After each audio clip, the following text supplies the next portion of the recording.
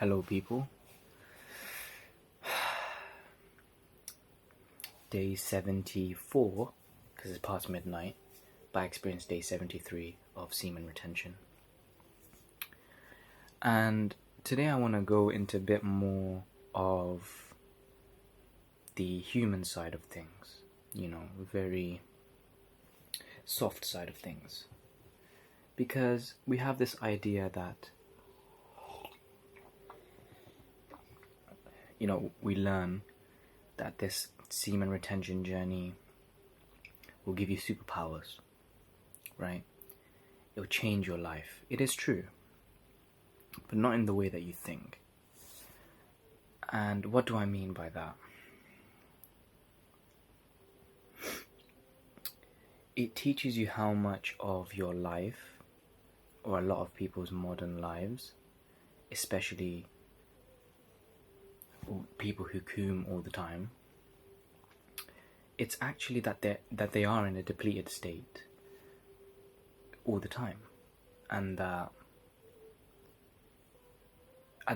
any reality that you experience depleted is false reality.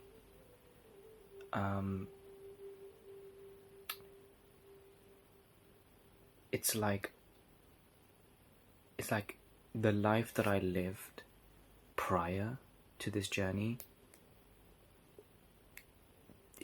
It was like, it's like 20x as hard, the energy required for me to do one thing now,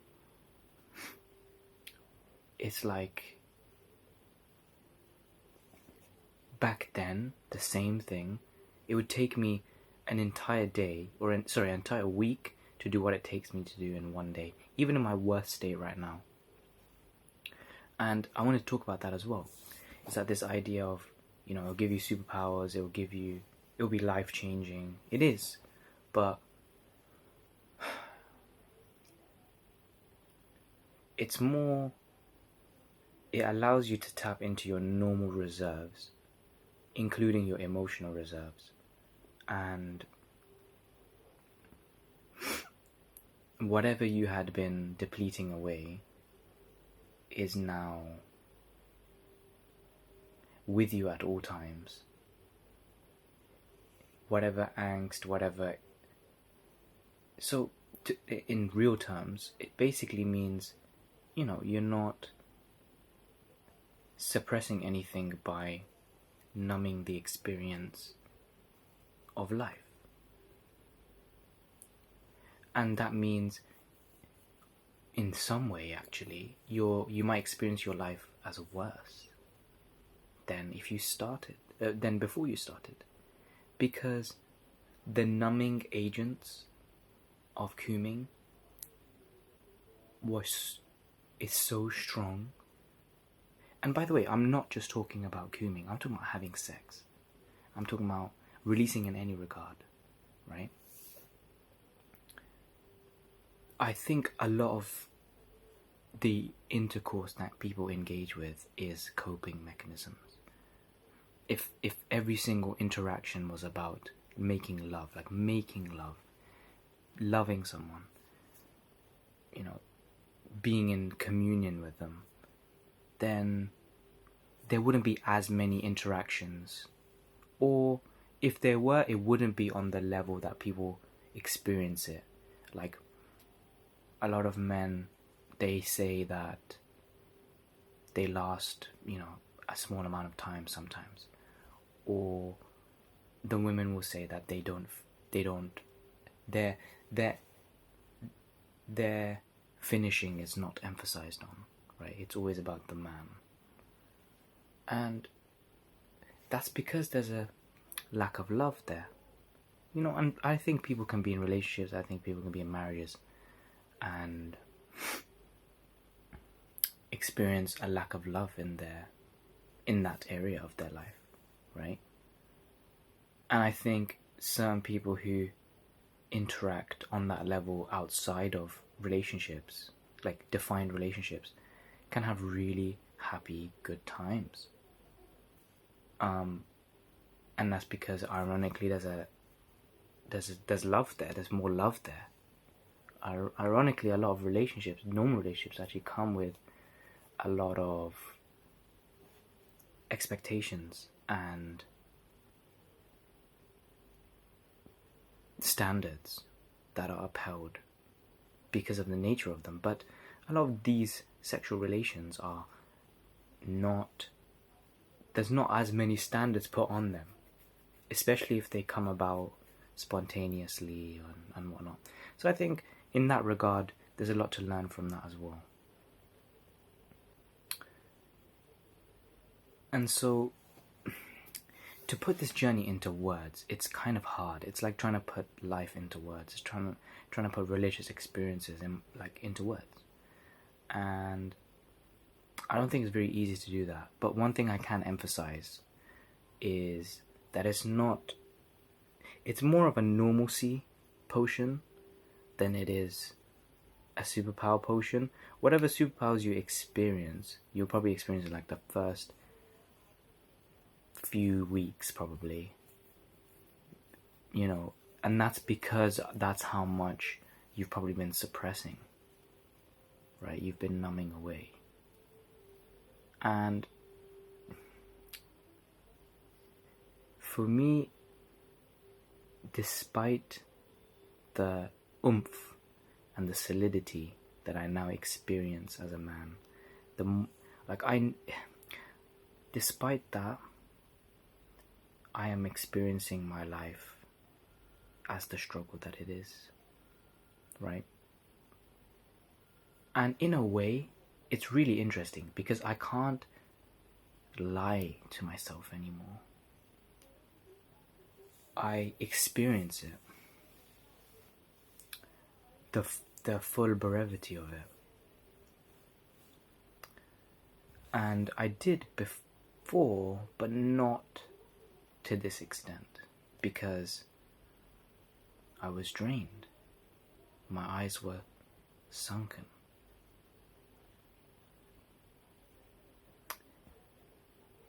I am much more in my character, in my being. My intentions are clearer. When I mess up and make mistakes, they're a lot more human. They're a lot more grounded in feeling.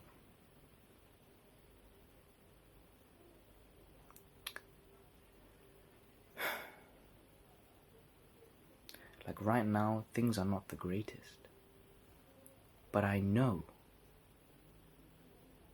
and I accept.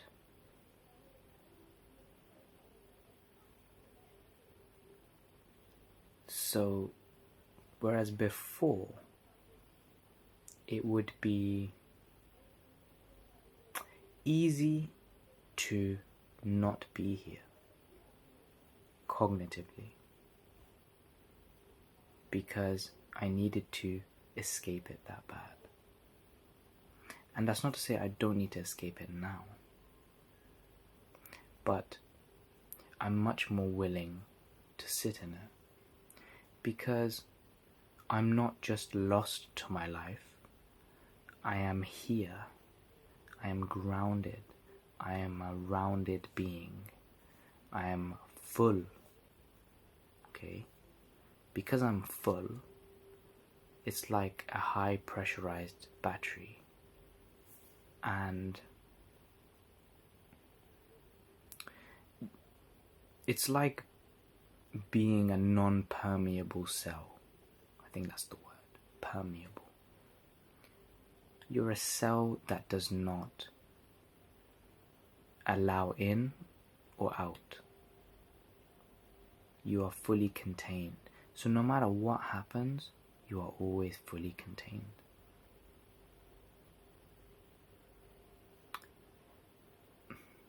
And that does not mean that you can't throw this container into the ocean, right? But what it does mean is that when you're experiencing life, which can be an ocean in itself, you experience it in this airtight container. And you know that the ocean is the ocean, and you know that you're the container, or you're inside the container. So you know there's ultimately separation. And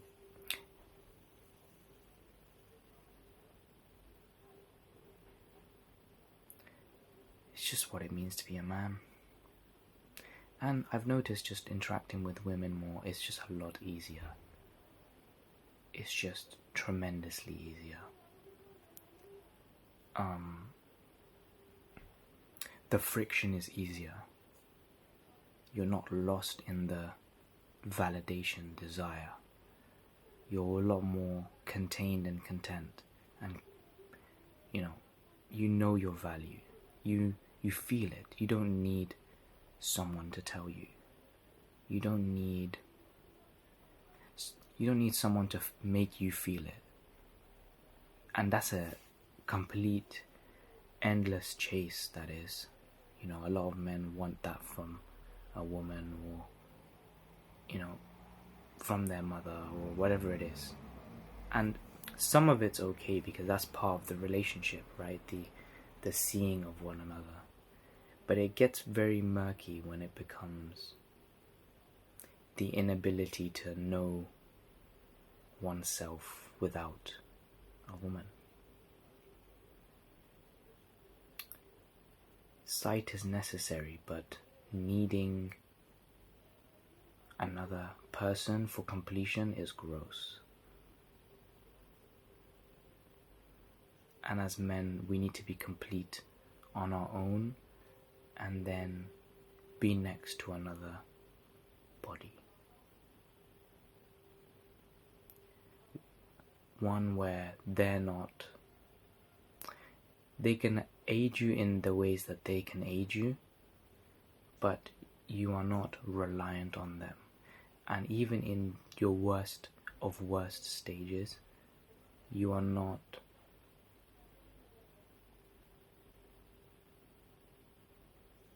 within them, and they're not trying to take you within them in order to make you feel like,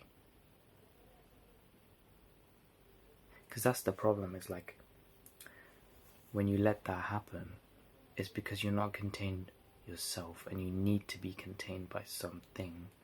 And sometimes that containment, because it's another person, wants to control you, wants to own you. Because you gotta understand, a woman can't feel grounded without a man. Very rarely will you find a woman alone, fully, and be okay with it. I'm not saying that men are fully okay with being alone, but I'd say there's a lot there's a lot of them that can be. But what I mean is, I don't mean in isolation. I mean on their own, and then go and reciprocate and share and come back. For a woman, they need to be around a man. They need to gravitate around. They need to center around one. And that's not a bad thing. It's because the man is centered around another orbit, right? The orbit of God, the orbit of the pattern of their life, right? A trajectory. A man has trajectory.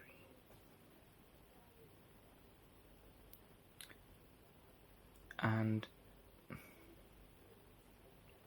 I realized, and I'm realizing, that in the same way women have cycles monthly, men kind of do too, because it depends on our retention, and it depends on how much we're retaining, how much we're consuming, how much we're holding on to in certain periods of time.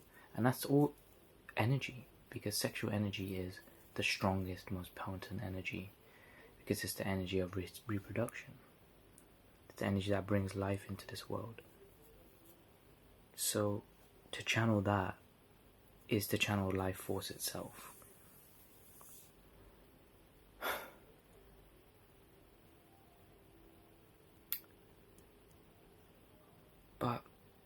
this idea that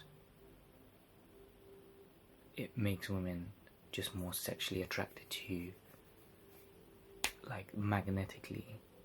It's true, but it's not. The bar is so low now that it's not that hard to be that sexually attractive as a man and be primarily attractive. But at the same time, like for example, me, I wouldn't say I'm particularly ugly, and it's not the greatest lighting, but I've tried in my life to become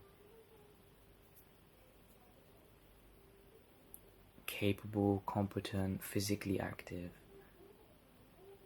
and focused on my existence as opposed to other people. Even though, what's funny is like I've been in periods of my life where I've only focused on the woman, and I've lost myself to them. But even then, I kept up my habits. I kept up my my frame. I still had frame. That's why I had the women near me. That's why I have had this many interactions with women, and I learned so much about them. It's because even in my cooming states, I had built such a life of mine separate to this idea of status, its general inner competence, that I then gave to these women, right? Freely, with them not reciprocating or providing me with sustenance, right? I just freely gave it. I gave them everything. I gave my frame away. That's the thing. We need to understand that as men we need to have a frame and then be willing to give some of it if we have excess. Because if we're willing to throw away our whole frame for a woman, then what do we have left? Nothing. That woman doesn't even want you if you throw your whole frame at them. They want you to have a frame. They want you to not need them. It's hard to explain, but it's because you need to need yourself more than you need to need them. No matter how good it feels, you got to understand that women are like feelings, and that if you as a man, if you prioritize your feelings over your frame and your logic, which actually feel good in the long run, and you only prioritize your feelings, then you're much more likely to prioritize a woman, right? And I'm not saying it's wrong to like consider your feelings, but you shouldn't prioritize them. It depends. It's dependent on who you are as a man. But if you find that you're overemphasizing in projecting onto a woman as if they're gonna fix your life or whatever, then you're coping, because you'll just never be satisfied that way. Even if, because this happens to men as well, actually, they don't realize. A lot of guys don't get access to women or whatever the fuck, but if they do, they just get bored of them immediately, because they were waiting for the woman to just suddenly be the key that unlocks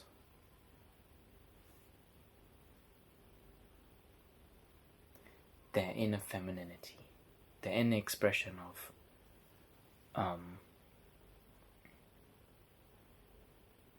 joy of the universe, right? But they get very disappointed either way. That's why the chase happens. That's why women allow the chase, because they know that men see them as that, and they love feeling like they're the key to the universe for these men. And the men love this idea that they themselves are not the gatekeepers to that feeling of joy, that it's actually behind these individuals that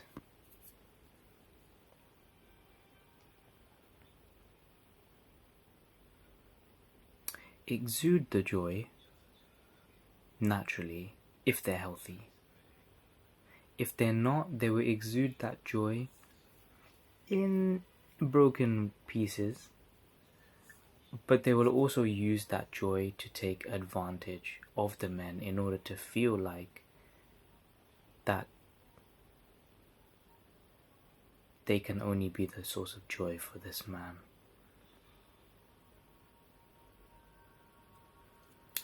And that's where the ego trap happens. So men make themselves feel important by using women. They feel the joy of the validation of a woman, and a woman will allow that. This is unhealthy dynamics. A woman will allow that in order to feel like they are a source of joy, and in order to access the utility of that man, right? But so it's a it's a mutual exchange, except I'd say women obviously are the gatekeepers of that dynamic, so they hold a lot more power, and they have to be more intelligent ultimately, because they are in a more advantageous position to have that power,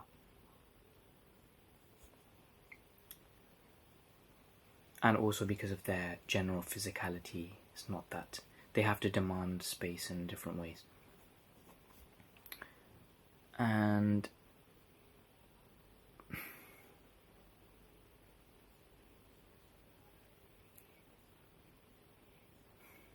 in a healthy dynamic,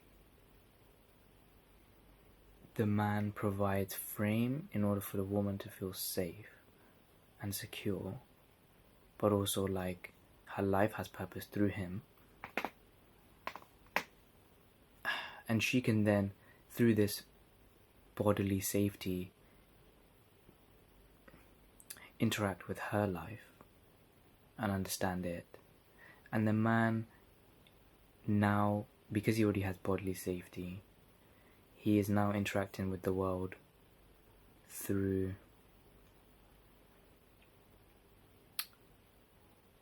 a feelings framework, a sensory framework. And so the man provides the structure and the logic and the grounded in reality, because he has to be, and he can be, because he's physically, like, if he loses an arm, he's like, whatever. You know what I'm saying? We're made like that. Even if it sucks, even if we cry and scream and wail, we'll get over it. But no one likes to see a woman with no arm. You know what I'm saying? So it's not that we're strong, like mentally per se. We are, but it's more of like, we just physically can be able to. So we provide that grounding and structure and rigidity and framing of mind and being for the woman. And the woman provides the sensory body for a man. And where if they did lose their arm, they would be sad about it, right? It's really interesting.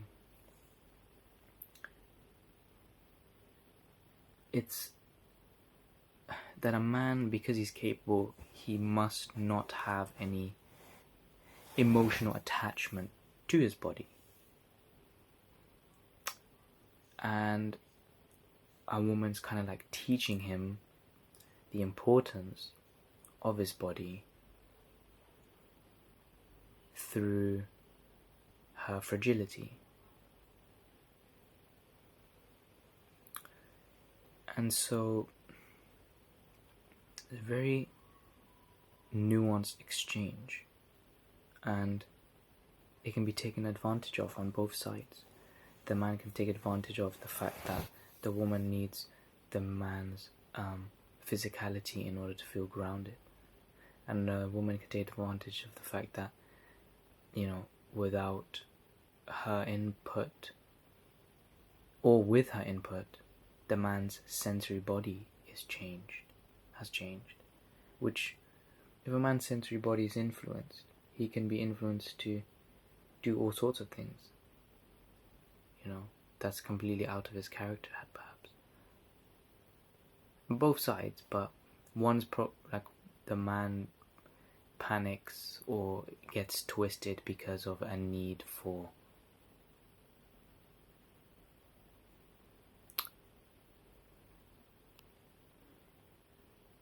existing, and the woman does it in order to feel like she has control. So, what has this journey taught me? I didn't realize that I would make it this far, because when I first started, I tried a lot, but I couldn't even go a day, 2, 3 days. Now, it's not even on my mind, bro. I don't even care.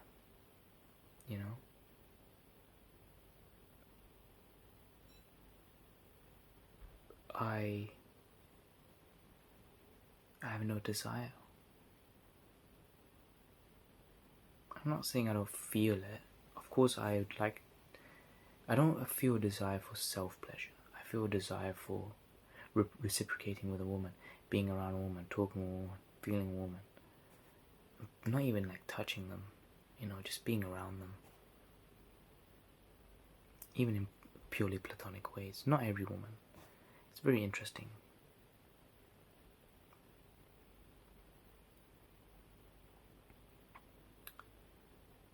And the intentions to connect with one on ways that are not lustful is just so easy. I'm curious. I see them. It's so stupid to say, but it's just the truth of the matter, unfortunately. But I see them more as of their caricatures. I can see more of their caricature. And I was pretty close with women. I was pretty understanding of them. I was always around them. I was mostly surrounding them. But now I get it, because I'm a sealed container. I don't need to say, I don't need to explain. I just need to do. And then you're not overcompensating. You're not trying to grasp at straws. You're just at where you're at. And even then, the women are acceptant, because you're willing to cry. You're willing to be upset. You're willing to state your mind and disappointment. You're not trying to lie.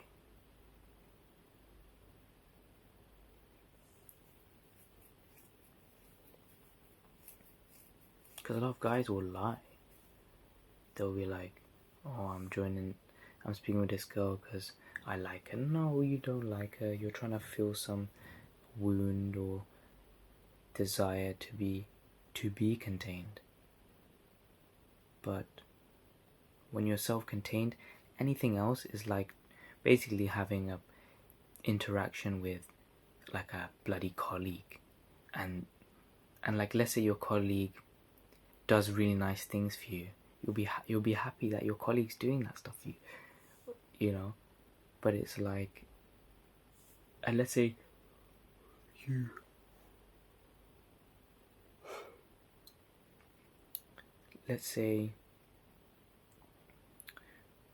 you and your colleague had insane sexual chemistry and romantic chemistry.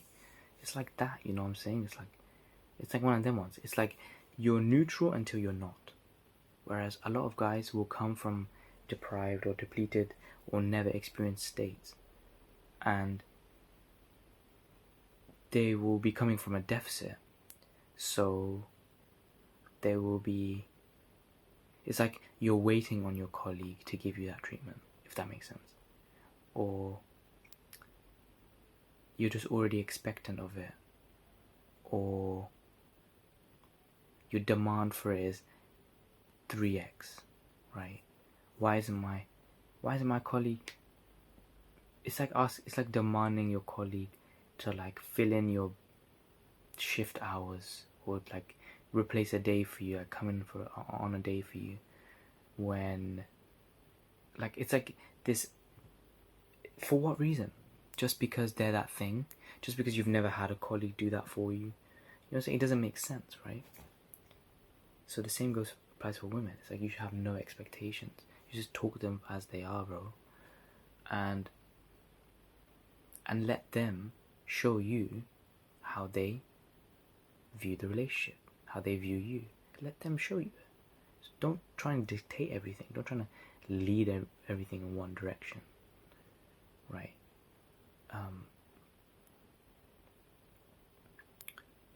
And so when you're contained and you provide basic input, or you're around them, they understand, they feel that you're contained. And because of that, they have no choice, because you're not dictating the flow of things. You're not curating it. Because that's a very womanly thing to do, is to have this fantasy that you're curating. And instead, if you show up as yourself,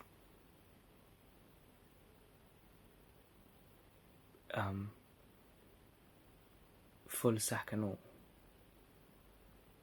you allow for the woman to understand your containment and then interact with you as such. You're not dictating it so that you can be contained through them. You are already contained despite whatever situation you are in, whoever you are. And they can only ever interact with you as your contained self, because you're not weak even in your most fragile position.